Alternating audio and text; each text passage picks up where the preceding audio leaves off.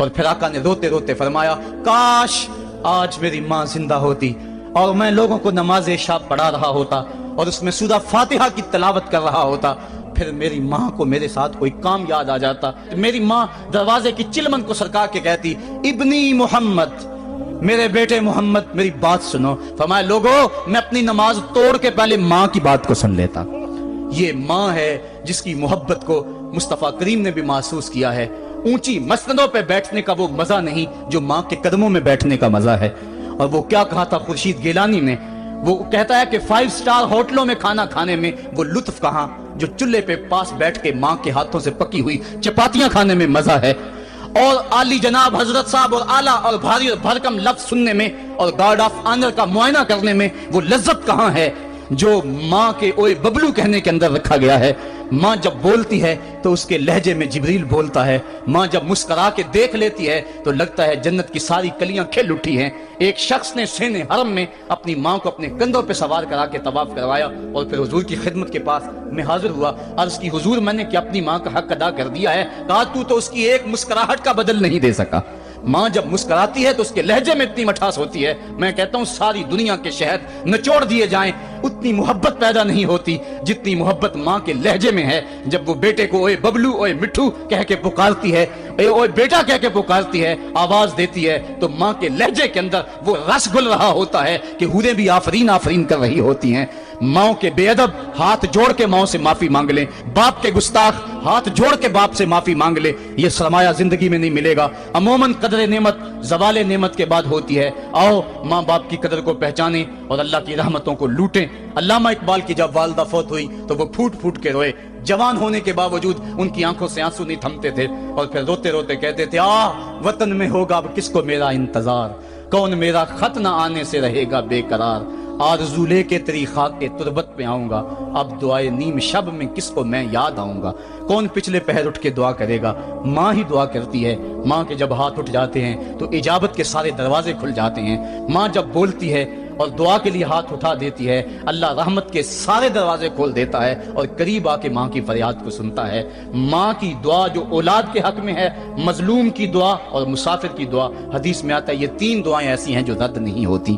تو ماں کی دعائیں لیں، ان کی خدمت کریں اور والدین کی رضا چاہیں، اور اللہ کی ناراضگی والدین کی ناراضگی میں ہے۔ جس پہ والدین راضی ہو گئے سمجھ لو خدا اس پہ راضی ہو گیا، اور جس پہ والدین راضی نہیں ہیں چاہے وہ جتنے مرضی لمبے سجدے کرتا رہے، اس کا رب عرش کا رحمان اس پہ راضی نہیں ہو سکتا۔ اللہ کے حبیب صلی اللہ علیہ وسلم نے ارشاد فرمایا الا انبئکم باکبر الکبائر، لوگو تمہیں بڑے بڑے گناہوں کی خبر نہ دے دوں؟ صحابہ نے عرض کی کیوں نہیں یا رسول اللہ، آپ ارشاد کریں۔ فرمایا الاشراک باللہ وعقوق الوالدین وجلسا وکان متکئا قال الا وقول الزور والشہادۃ الزور۔ حضور فرمایا ایک اللہ کے ساتھ کسی کو شریک ٹھہرانا، اور دوسرا کسی انسان کو قتل کرنا، تیسرا والدین کی نافرمانی کرنا۔ اور حضور اس موقع پہ ٹیک لگائے بیٹھے تھے، ٹیک چھوڑ کے آگے ہو گئے، وجلسا وکان متکئا، آگے ہو گئے، اور حضور نے 3 مرتبہ اس بات کو کہا، اور پھر فرمایا اور جھوٹی گواہی دینا اور جھوٹی شہادت دینا۔ تو یہ وہ ہیں جو بڑے بڑے گناہ ہیں۔ میں نے ایک روایت میں پڑھا ہے حضور نے ارشاد فرمایا جنت کی خوشبو 1000 سال کی مسافت سے آنا شروع ہو جائے گی۔ جب لوگ جنت میں جائیں گے تو 1000 سال کی مسافت دور ہی ہوں گے کہ جنت کی خوشبو آنا شروع ہو جائے گی، لیکن 4 اشخاص ہیں جو جنت کی خوشبو نہیں پا سکیں گے۔ وہ کون کون سے ہیں؟ ایک قاطع الرحم، جو رشتہ داریاں توڑتا ہے، کبھی اس سے لڑائی کبھی اس سے لڑائی کبھی اس سے لڑائی، حالانکہ حکم ہے سل من قطعک وات من حرمک، جو تجھ سے تعلق توڑے تو اس سے تعلق جوڑ، جو تجھے محروم رکھے تو اس کی جھولیاں بھر دے۔ تو جو رشتہ داریوں کو توڑتا ہے، مقدس رشتوں کو پامال کرتا ہے، بلکہ والدین کے حوالے سے یہ بات بھی سن لیں، بعض اوقات والدہ اپنی بہن سے ناراض ہو جاتی ہے، باپ اپنے بھائیوں سے ناراض ہو جاتا ہے، تو اولاد کو کہتا ہے کہ نہ ملنا، اپنے جو ہے وہ چچا تائے سے نہ ملنا، ماں کہتی ہے اپنی خالہ سے نہ ملنا، تو اب کیا حکم ہے، ملیں کہ نہ ملیں؟ علماء نے اس پہ گفتگو فرمائی ہے کہ قطع رحمی حرام ہے، اور ماں قطع رحمی کا حکم دے رہی ہے، کہتی ہے، اور بندہ سوچتا ہے، بچہ سوچتا ہے کہ میری خالہ تو میری ماں کے پیچھے، میرے چچا میرے تائے تو میرے باپ کے پیچھے ہیں، جب باپ نہیں ملتا تو میرے کیا لگتے ہیں، جب ماں نہیں ملتی تو خالہ اور ماموں میرے کیا لگتے ہیں؟ تو وہ ماں کے پیچھے اور باپ کے پیچھے لگ کر ان عظیم رشتوں کو چھوڑ دیتا ہے۔ جبکہ لا طاعت المخلوق فی معصیت الخالق، خالق کی معصیت میں مخلوق کی اطاعت نہیں ہوگی۔ تو جو یہ چیزیں ہیں قطع رحمی نہیں کی جائے گی۔ علماء نے یہاں طریقہ یہ بیان کیا ہے کہ والدین سے چوری ملے تاکہ ان کا بھی دل نہ دکھے لیکن ان سے تعلق نہ توڑے، چونکہ قطع رحمی کے زمرے میں نہ آئے۔ تو 4 اشخاص ہیں قیامت کے دن جو جنت کی خوشبو بھی نہیں پائیں گے، ان میں سے قطع رحمی کرنے والا، دوسرا بوڑھا زانی، اور تیسرا تکبر کی وجہ سے ٹخنوں سے نیچے شلوار لٹکانے والا، اور چوتھا والدین کی نافرمانی کرنے والا۔ حضور فرمایا یہ 4 اشخاص ایسے ہیں کہ جو جنت کی خوشبو بھی نہیں پائیں گے۔ اور ایک اور 4 اشخاص کی کہانی سنو۔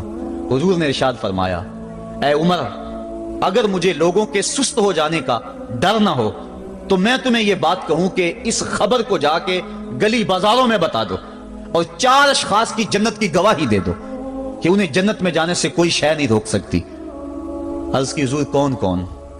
فرمایا ایک وہ عورت جس نے اپنی ساری محبتیں اپنے خامد پہ نچھاور کر دیں اور وہ اس حال میں مری کہ اس کا خامد اس پہ راضی تھا، جنت میں جانے سے اس کو کوئی شے نہیں روک سکتی۔ اور دوسرا وہ شخص جس کے بچے زیادہ ہیں، ذرائع آمدنی تھوڑے ہیں، لیکن اس نے اپنے بچوں کے پیٹ میں حرام کا لقمہ نہیں جانے دیا، محنت کرتا رہا، اوور ٹائم لگاتا رہا، مزدوری کرتا رہا اور اپنے بیٹوں کے لیے رزق حلال کی تلاش میں رہا۔ وہ بوڑھی کمر پہ بوریاں اٹھا اٹھا کے کام کرتا تھا اور اپنی کثیر اولاد کی پرورش کے لیے اس نے محنتیں بری کی اور ان کو حرام کا لقمہ نہیں کھلایا۔ فرمایا قیامت کے دن اس کو بھی جنت میں جانے سے کوئی شے رکاوٹ نہیں پیدا کر سکتی۔ اور تیسرا حضور نے فرمایا وہ شخص کہ جو اپنے والدین کے ساتھ حسن سلوک کرے اور اس کے والدین اس پہ خوش ہوں، اس پہ راضی ہو جائیں۔ اور چوتھا وہ شخص کہ جس نے ایسی سچی توبہ کی کہ گناہوں کی طرف پلٹنا اس کے لیے اتنا مشکل تھا جس طرح جانور کے تھن سے نکلا ہوا دودھ واپس نہیں جا سکتا، وہ گناہوں کی دنیا میں دوبارہ نہیں جا سکتا۔ تو یہ فرمایا یہ 4 شخص ایسے ہیں عمر، اگر اس بات کا ڈر نہ ہو کہ لوگ سست پڑ جائیں گے تو ان 4 اشخاص کے بارے میں شہادت دے دو کہ یہ دنیا پہ چلتے پھرتے جنتی۔ تو ماں باپ کی خدمت کرنے والا، ماں باپ کو راضی رکھنے والا یقیناً اللہ کی نعمتوں کا حقدار ہے۔ وہ بدبخت ہیں بیٹے جو ماں باپ کو راضی نہیں رکھتے۔ اللہ کے حبیب صلی اللہ علیہ وسلم کی خدمت میں ایک شخص حاضر ہوا اور اس نے اذن جہاد طلب کیا، حضور میں جہاد پہ جانا چاہتا ہوں، مجھے اجازت مرحمت فرمائے۔ حضور نے فرمایا احی والدہ کا، کیا تیرے والدین زندہ ہیں؟ کالا نعم، عرض کی ہاں حضور میرے والدین زندہ ہیں۔ کالا ففیہما فجاہد، کہا جا ان کی خدمت کر، یہی تیرا جہاد ہے۔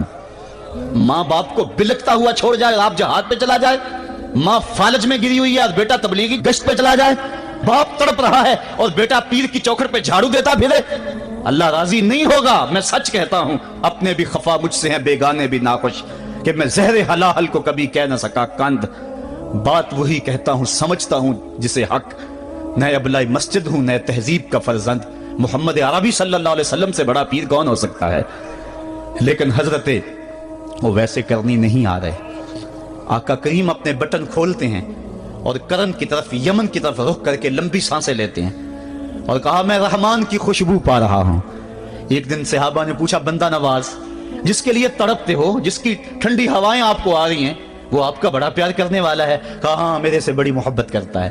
تو کہا پھر اتنی محبت کرتا ہے تو یمن تو دور نہیں ہے، بلال حبش سے آ گیا، سلمان فارس سے آ گیا، صہیب روم سے آ گیا، اور وہ یہاں یمن سے نہیں آ سکا؟ فرمایا اس کی بوڑھی اور نابینا ماں ہے جس کی خدمت اس کو نہیں آنے دیتی۔ اللہ اکبر۔ اب حضرت اویس کرنی نہیں آئے لیکن خیر التابعین کہلائے، آئے نہیں لیکن حضور ان کی یاد میں تڑپ رہے ہیں۔ اللہ، بلکہ حضور نے فرمایا کہ کوئی جائے اویس بن عامر کو ملے اور جب ملے تو اس کو کہنا میری امت کی بخشش کی دعا کرے۔ جو ماں باپ کی خدمت کرتا ہے اس سے ثابت ہوا اس کی دعائیں قبول ہوتی ہیں۔ میں نے ایک روایت میں پڑھا ہے کہ جو آدمی روزانہ اپنے والدین کے لیے دعا کرے، والدین زندہ ہوں تب بھی، والدین فوت ہو گئے ہوں تب بھی، یہ عادت بنا لے، روزانہ ماں باپ کے لیے دعا کرے، ساری زندگی اس کے رزق میں بے برکتی نہیں آئے گی، اللہ اس کو رزق کی فراوانی عطا کر دے گا۔ اور جو والدین کے لیے دعا نہیں کرتا اللہ تعالیٰ کی رحمتوں سے محروم ہو جاتا ہے۔ حضرت ابو ہریرہ رضی اللہ تعالیٰ عنہ جب بھی ہاتھ اٹھاتے تھے تو یہ دعا کرتے تھے، اللہم اغفر لابی ہریرہ ولی امی ولمن استغفر لہما، اے اللہ ابو ہریرہ کو بخش دے حضرت ابو ہریرہ کی ماں کو بخش دے، اور قیامت تک جو ہم دونوں کے لیے بخشش کی دعا کرے اس کو بھی بخش دے۔ حضرت امام محمد بن سیرین ایک بزرگ ہوئے تابعی، جب بھی دعا کرتے تھے یہ دعا ضرور کرتے تھے، اے اللہ ابو ہریرہ کی بخشش کر دے۔ کسی نے کہا کہ تمہیں ابو ہریرہ رضی اللہ تعالیٰ عنہ ان کی ماں سے بڑی ہمدردی ہے؟ کہا ان سے جو ہمدردی ہونی ہے وہ تو ہونی ہے۔ انہوں نے کہا ہوا اے اللہ ابو ہریرہ اور ان کی ماں کو بخش دے، جو ان کے لیے دعا کرے اس کو بھی بخش دے۔ تو میں دعا کر کے اپنی بخشش پکی کر رہا ہوں۔ تو والدین کے لیے دعا کرنا اللہ کی رحمت کو دعوت دینا ہے۔ تو فرمایا کہ جاؤ اویس بن عامر کو جانا اور جا کے اس کو میری امت کے لیے دعا کا کہنا۔ حضرت سیدنا عمر فاروق حضرت علی المرتضیٰ گئے، جا کے ڈھونڈا تلاش کیا، اویس بن عامر ملے، حضور کا سلام کہا، بس پھوٹ پھوٹ کے رونے لگے۔ کہا بتاؤ میرے رسول کے لبوں پہ میرا نام کیسے آیا تھا؟ حضور میرا جب تذکرہ کرتے تھے کیسے کرتے تھے؟ یہ درد دیکھا تو بولے کہ کیا آپ اتنی محبت رکھتے ہیں تو پھر ملنے کیوں نہیں آئے حضور کو؟ اتنا جو پیار رکھتے ہیں تو زیارت کرنے کیوں نہیں آئے؟ تو حضرت اویس کرنی نے بات کے رخ کو بدلا، کہا تم نے میرے رسول کو دیکھا؟ تم نے میرے رسول کی زیارت کی ہے؟ کہا ہاں ہم تو صبح و شام وہاں رہے ہیں۔ کہا پھر بتاؤ حضور کے یہ ابرو جڑے ہوئے تھے یا کھلے ہوئے تھے؟ اب دونوں حیران ہو گئے۔ کہا تم نے تو دیکھا، میں نے تو دیکھا نہیں، تم بتاؤ نا، پھر میں تو گیا نہیں، مجھے کہتے ہو گیا نہیں، تم بتاؤ حضور کے ابرو جڑے ہوئے تھے یا کھلے ہوئے تھے؟ حیران ہیں، کہا حضور آپ ہی بتلائیے۔ کہا کوئی دور سے دیکھتا تو جڑے ہوئے نظر آتے، قریب آ کے دیکھتا تو کھلے ہوئے نظر آتے۔ یہ وہ ہے جو ماں کی خدمت کرتا رہا اور حضور کے دربار میں حاضر نہیں ہو سکا، لیکن حاضری اس کی تھی، وہ جہاں بھی تھا وہ نبی کے قرب میں تھا۔ تو اس لیے ماں باپ کی خدمت اتنا بڑا وظیفہ ہے۔ حضرت بایزید بستامی کہتے ہیں میں نے حق معاف کروا لی اپنی ماں سے، کہ ماں تیرے حق ادا کروں یا اللہ کے حق ادا کروں؟ تو مجھے اپنے حق معاف کر دے، میں اللہ سے اپنے حق معاف کروا لیتا ہوں، اپنی اللہ کو راضی کر لیتا ہوں۔ جنگلوں میں گھومتے رہے، 12 سال بیت گئے، ایک دن دوبارہ آئے، بستام کی سمت سے گزرے، خیال آیا چلو ماں کو سلام کر جاؤں۔ تہجد کا وقت تھا، رات کا وقت تھا، دروازے پہ کھڑے رہ گئے کہ میری ماں سوئی ہوگی، میں نے کبھی کوئی خدمت نہیں کی ماں کی، تو اب اٹھا کے تکلیف کیوں دوں؟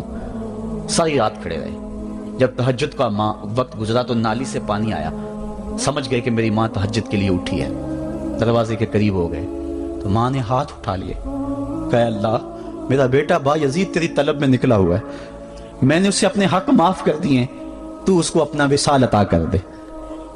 حضرت بایزید دروازہ کھٹکھٹانے لگے اور ماں کے قدموں میں لپٹ گئے اور رو کے کہنے لگے جس رب کو میں جنگلوں میں تلاش کرتا ہوں وہ تو رب میری ماں کے پاس ہے۔ تو ماں کی دعاؤں میں اللہ کی رضا ہے، ماں راضی ہو جائے تو سمجھ لو خدا راضی ہے۔ اللہ تعالیٰ جل شانہ نے ارشاد فرمایا وَقَضَىٰ رَبُّكَ أَلَّا تَعْبُدُوا إِلَّا إِيَّاهُ، تیرے رب نے یہ طے کر دیا ہے کہ اس کے علاوہ کسی کی پوجا نہیں کرو گے، وَبِالْوَالِدَيْنِ إِحْسَانًا، اور والدین کے ساتھ اس نے سلوک سے پیش آؤ گے، اما یبلغن عندک الکبر احدہما او کلاہما فلا تقل لہما اف ولا تنہرہما، اگر تیرے پاس دو یا دونوں میں سے ایک بڑھاپے کو پہنچ جائیں تو پھر ان کے سامنے تو نے اف بھی نہیں کہنی اور نہ ان کو جھڑکنا ہے اور ان سے نرم لہجے میں بات کرنی ہے۔ جب ماں باپ جوان ہوں، بچوں کی ضروریات پوری کر رہے ہیں، ان کے تعلیمی اخراجات اور ان کے معاشی سارے معاملات درست کر رہے ہوں، تو اس وقت تو والدین کی بچے تعظیم کرتے ہی ہیں۔ امتحان اس وقت شروع ہوتا ہے جب ماں باپ بوڑھے ہو جاتے ہیں اور چلنے پھرنے کی سخت بھی نہیں رہتی، صرف سانس کی ایک ڈوری لٹکی رہتی ہے، اور جس طرح بچہ اپنے بدن سے مکھی بھی نہیں اڑا سکتا تھا، اب یہ حالت ماں باپ پر آ گئی اور بچے کی طرح مزاج چڑچڑا ہو گیا۔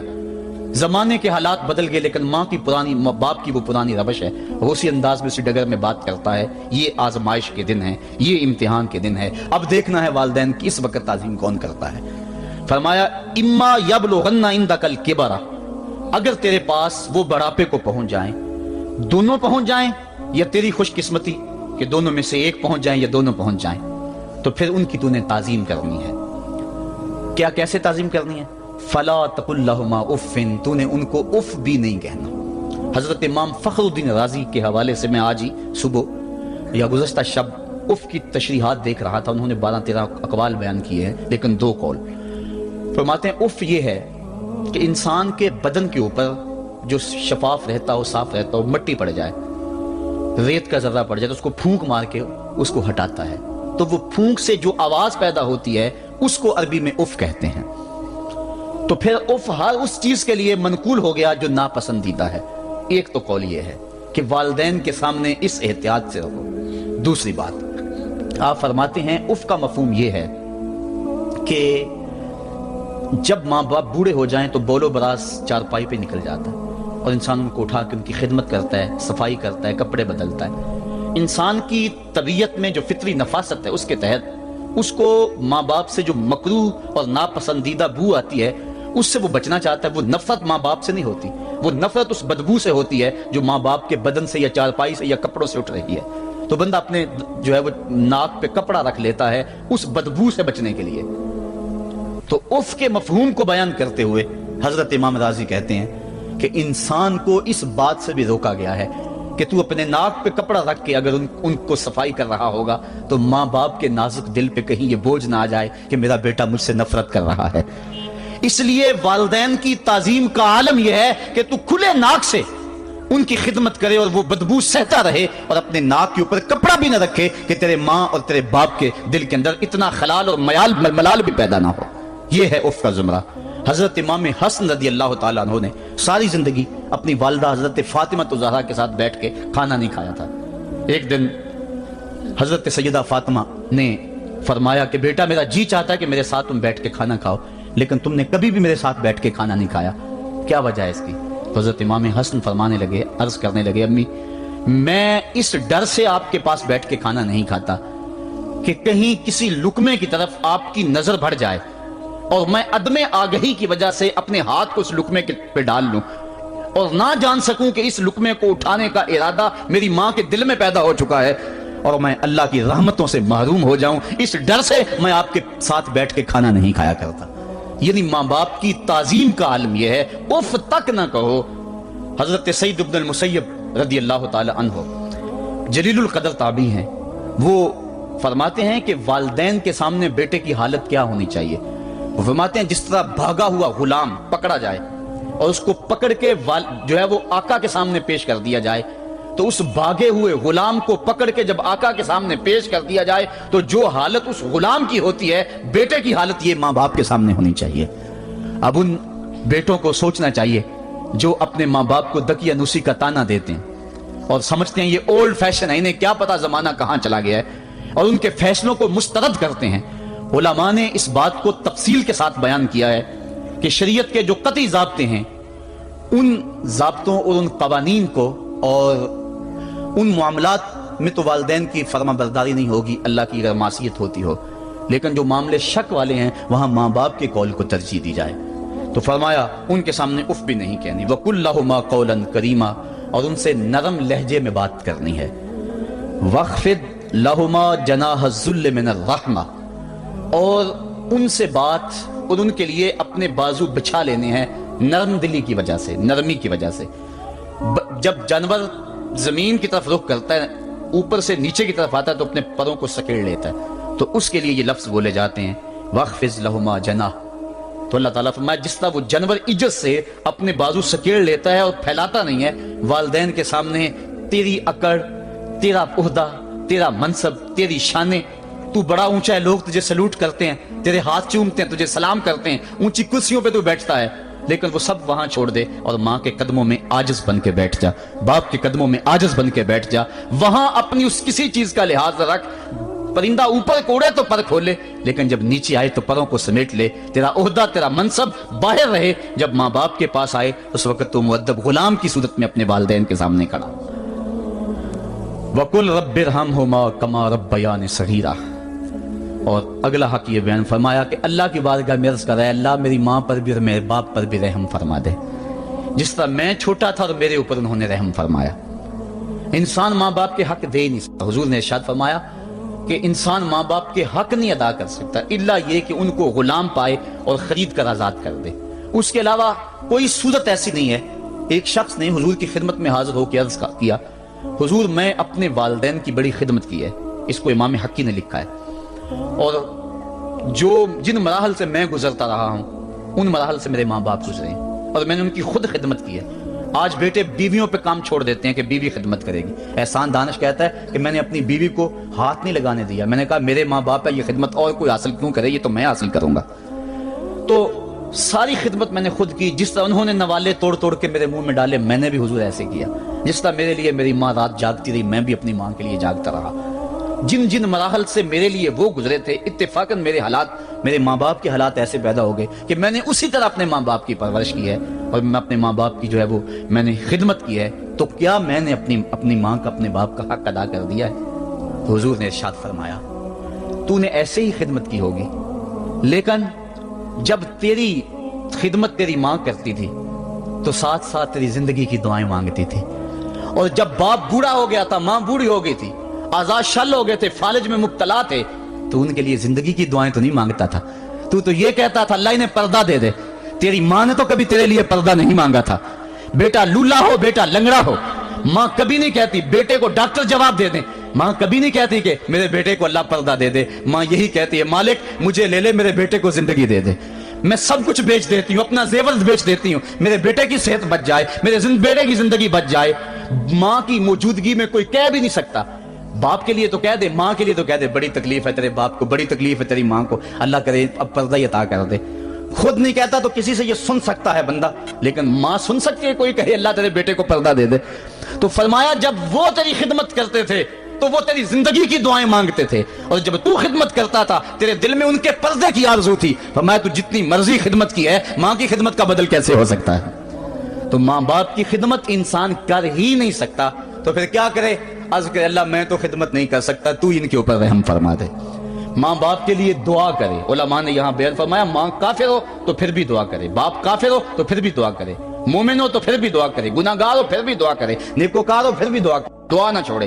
حضرت ابو ہریرہ رضی اللہ تعالیٰ عنہ فرماتے ہیں میری ماں کافرہ تھی اور میں حضور کا غلام، اور ماں ہر وقت اپنی دھن میں اور میں اپنی دھن میں ہوں۔ حضرت ابو ہریرہ کے بھائی کوئی نہیں ہے، باپ فوت ہو گئے ہیں، بہن کوئی نہیں ہے، ابھی شادی بھی نہیں ہوئی، دنیا پہ رشتہ ہی کوئی نہیں سوائے ماں کے، گھر آتے ہیں تو ماں سے بات کرنی ہوتی ہے، جو سن کے آتے ہیں ماں سے وہ دکھ کھولنا ہوتا ہے، بات کرنی ہوتی ہے، حضور کی باتیں سنانی ہوتی ہیں، لیکن ماں ہے اتفاق سے کافرہ ہے، حضور کی بات وہ سننا گوارا نہیں کرتی۔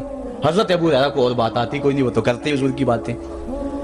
ایک دن حضور کی بات چھیڑی، ماں کی زبان سے کوئی جملہ ایسا نکلا جو سخت تھا، گوارا نہ ہوا، چھوڑ دیا گھر کو۔ ماں تیری عظمت کو سلام، لیکن رسول اللہ کے مقابلے میں تیری کوئی شان نہیں ہے۔ گھر سے نکلے، لیکن نکلے تو پاؤں ڈگمگا رہے تھے کہ دنیا پہ ایک ہی رشتہ تھا وہ بھی جاتا رہا۔ چند قدم چلے تو دل میں خیال آیا سارے دکھوں کا جو مداوع کرتا ہے میں اس آقا کی بارگاہ میں یہ دکھڑا کیوں نہ بیان کر دوں۔ دریائے رحمت جوش میں تھا، وہ دلوں کی حالتیں بوجھ لینے والے آقا نے پوچھا ابو ہریرہ کیا ہے؟ عرض کی حضور میری ماں کی ہدایت کے لیے دعا کر دو۔ یہ کہا اور پھوٹ پھوٹ کے رونے لگے۔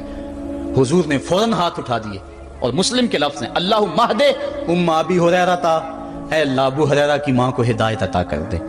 بس یہ بات سنی حضرت ابو ہریرہ کا چہرہ کھل اٹھا، اپنے گھر کو دوڑ لگا دی۔ کوئی رستے میں ملا، کہا ابو ہریرہ اتنی تیز تو تم کبھی نہیں دوڑتے تھے، آج کیا ہوا؟ اتنی تیز تیز کیوں دوڑ رہے ہو؟ کہا آج ہی تو دیکھنا چاہتا ہوں کہ گھر پہلے میں پہنچتا ہوں یا میرے آقا کی دعا پہلے پہنچتی ہے۔ حضرت ابو ہریرہ فرماتے ہیں جب میں گھر پہنچا تو دروازہ بند تھا، میں نے دستک دی، اندر سے آواز آئی بیٹا ٹھہرو میں آتی ہوں۔ کہا اس لہجے کو جان گیا، اس میں محمد کی بولی بول رہی ہے۔ کہا تھوڑی دیر کے بعد میری ماں آئی، تازہ غسل کی وجہ سے اس کے بالوں سے پانی کے قطرے ٹپک رہے تھے، اور میری ماں زنجیر کھول رہی تھی، اس کے لبوں پہ شہادت کا کلمہ جاری تھا۔ تو والدین کے لیے مغفرت کی دعا کرتے رہیں، والدین کی بخشش کی دعا کرتے رہیں۔ والدین جب دنیا پہ ہوتے ہیں تو اللہ کی رحمت کا گھنا سایہ ہوتے ہیں، لیکن جب دنیا سے چلے جاتے ہیں ان کی قبر سے بھی فیض ملتا ہے اور سکون اور طمانینت ملتی ہے۔ والدین فوت ہو جائیں تو ان کے حق ختم نہیں ہو جاتے، بلکہ حدیث میں آتا ہے 4 حق ایسے ہیں والدین کے جو مرنے کے بعد بھی اولاد کے ذمہ باقی رہتے ہیں۔ الصلاۃ، ان کے اوپر نماز جنازہ پڑھی جائے۔ دوسرا حق الاستغفار لہم، ان کے لیے بخشش کی دعا کرتے رہی جائے، مسلسل دعا کی جائے بخشش کی ان کے لیے۔ اور ایک روایت میں نے پڑھا ہے اگر کوئی بندہ اس کے والدین حالت ناراضگی میں فوت ہو گئے، والدین ناراض تھے، موقع نہ مل سکا منانے کا اور والدین فوت ہو گئے، تو حدیث میں آتا ہے کہ وہ کثرت کے ساتھ، ایک تو اپنی خالہ کے ساتھ، ماں اگر فوت ہوئی ہے تو باپ ہوئی ہے تو باپ کے بھائیوں کے ساتھ اس نے سلوک کرے، باپ خوش ہوگا۔ دوسرا کثرت کے ساتھ اپنے والد کے لیے استغفار، والدہ کے لیے استغفار کرتا رہے۔ جب کثرت سے استغفار ہوتا رہے گا تو اس کے والدین راضی ہوں گے، اللہ اس کے گناہ کو معاف فرما دے گا۔ دوسرا حق والدین کا یہ ہے استغفار لہم، ان کے لیے بخشش کی دعا کی جائے، حدیث میں آتے ہیں۔ تیسرا حق بر الاصدقاء، ماں کی سہیلیوں، بہنوں اور رشتہ داروں کے ساتھ، اور باپ کے دوستوں، بھائیوں اور رشتہ داروں کے ساتھ اس نے سلوک کیا جائے۔ اور چوتھا حق انجاز الوعد، وعدوں کو پورا کرنا، یعنی ماں نے یا باپ نے جو وعدے کیے ہوئے تھے، مسجد سے کوئی وعدہ تھا، مدرسے سے وعدہ تھا، کسی فلاحی تنظیم سے وعدہ تھا، کسی غریب سے اعانت کا وعدہ تھا، یا ان کا معمول تھا اعانت کرنے کا، تو جو ان کے معمولات ہیں اچھائی کے، ان کو جاری رکھا جائے اور اس سلسلے کو باقی رکھا جائے۔ تو یہ 4 حق ایسے ہیں جو والدین کے مرنے کے بعد بھی اولاد کے ذمے باقی رہتے ہیں۔ والدین اللہ کی بہت بڑی نعمت ہیں۔ جب یہ سایہ سر سے اٹھ جاتا ہے تو پھر پتہ چلتا ہے کتنا گھنا سایہ تھا۔ صاحبو، جن کے والدین زندہ ہیں وہ ان کی زندگی کو غنیمت سمجھے، اور جن کے والدین کا گھنا سایہ ان کے سر سے اٹھ گیا ہے وہ ان کے لیے استغفار اور کثرت دعا سے ان کی رضا حاصل کرنے کی کوشش کریں۔ اللہ تعالیٰ نے والدین کی رضا میں ہی اپنی رضا کو چھپا کے رکھا ہوا ہے، اور یہ والدین اتنا بڑا سرمایہ ہے۔ میں آپ حیثیت کیا رکھتے ہیں؟ خود امام الانبیاء صلی اللہ علیہ وآلہ وسلم نے والدین کی آرزو کی ہے۔ حدیث میں آتا ہے، امام سیوطی نے اس کو الحابل الفتاوی میں لکھا ہے، امام حیثمی نے بھی اس کو کنز الاعمال میں لکھا ہے۔ ایک دن حضور نماز عشاء پڑھانے آئے، نماز عشاء پڑھانے کے لیے مصلی پہ کھڑے ہوئے، تا حد نظر صحابہ تھے، حضور کو دیکھ کر ادب سے کھڑے ہو گئے، بس آنکھیں چھلکنے لگی۔ پھر حضور نے روتے روتے کہا، لو ادرکت والدی او احدہما، کاش آج میرے ماں باپ زندہ ہوتے، یا ان میں سے کوئی ایک ہی زندہ ہوتا۔ انسان نے دکھوں کی زندگی گزاری ہو، بعد میں اللہ خوشحالیاں دے دے، تو انسان آرزو کرتا ہے کہ کاش آج میرے ماں باپ